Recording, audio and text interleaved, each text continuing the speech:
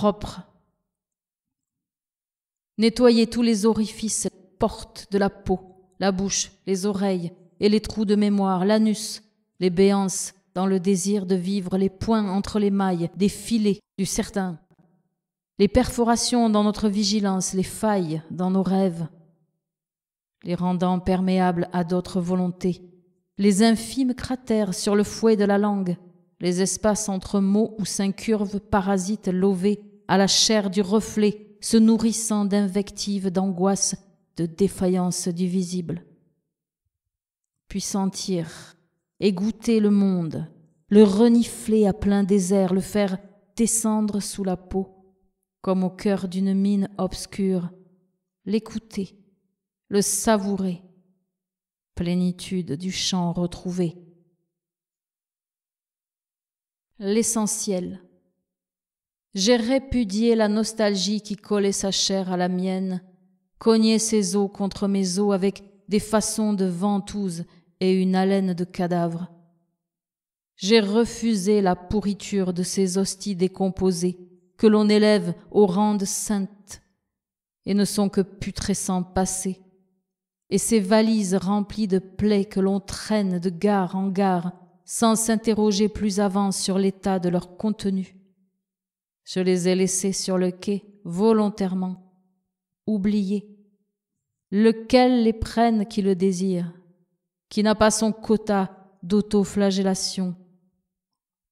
Se murer dans l'hier, se laisser inonder par ces pluies corrosives est incapacité à repenser la forme, à retrouver en géomètre les périphéries du désir, paresse d'apprentis vivants qui renaclent au prix du savoir, au poids d'incendies dont il faut parfois payer la connaissance, l'âpre et rude leçon de soi, l'humiliante étude des charniers, des immondices qui vous peuplent.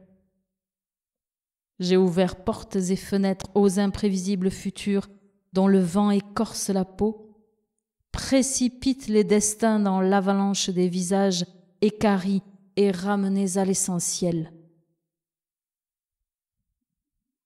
Destin de mouche. Des méduses aux yeux froids m'observent de l'autre côté des vertèbres. J'attends la catharsis ultime qui fera éclater les mots, afin de scruter leur noyau, agglomérat d'atomes intangibles dans lequel se trouve, dit-on, la sauvegarde de l'essence humaine. Mais peut-être n'en est-il rien. Le disque dur des sagesses anciennes est enfermé dans un coffre d'acier.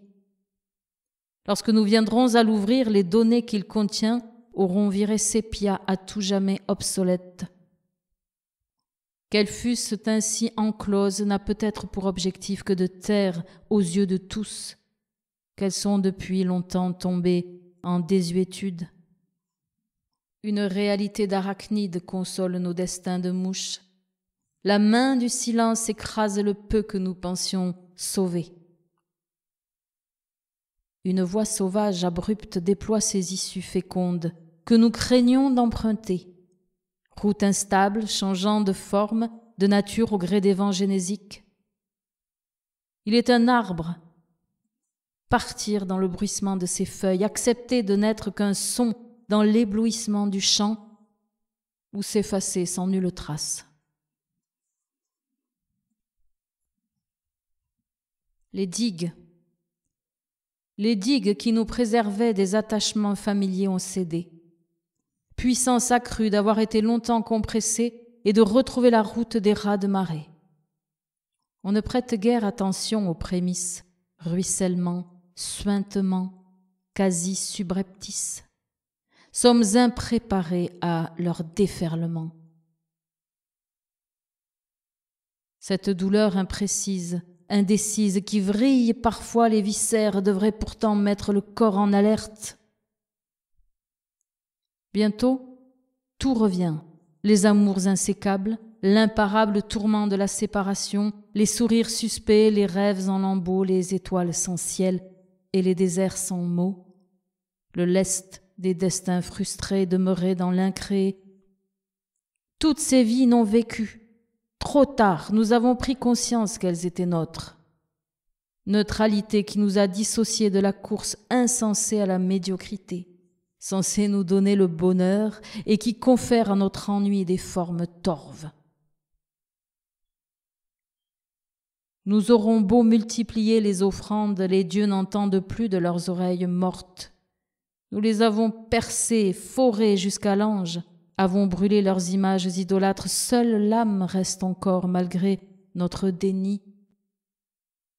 Écoute-la, elle est ta seule alliée qui pourrait assécher l'eau vaseuse des morts.